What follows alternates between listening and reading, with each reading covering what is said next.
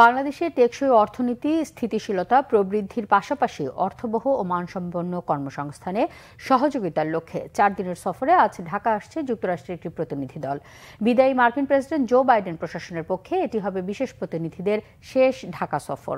পররাষ্ট্র দপ্তরের আন্তর্জাতিক শ্রম বিষয়ক বিশেষ প্রতিনিধি কেলি এম.এফ.এ. রড্রিগেজ এবং শ্রম বিভাগের পক্ষে ডেপুটি আন্ডার সেক্রেটারি থিয়া লি প্রতিনিধি দলটির নেতৃত্ব দেবেন। এই সফরে প্রতিনিধি দল অন্তর্বর্তী সরকারের কর্মকর্তা, বেসরকারি খাতের গার্মেন্টস উৎপাদক এবং শ্রমিক ইউনিয়নের অংশীজনদের সঙ্গে দেখা করবেন।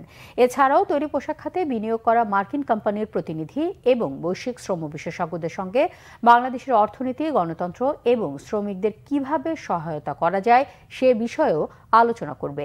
এই সফরে অর্থনৈতিক উন্নয়ন, আন্তর্জাতিকভাবে স্বীকৃত শ্রমের মান, টেকসই প্রবৃদ্ধি এবং ব্যাপকভাবে অংশীদারি সমৃদ্ধি ও অগ্রগতির জন্য যুক্তরাষ্ট্রের প্রতিশ্রুতির উপর জোর দেওয়ার কথা বলা হয়েছে।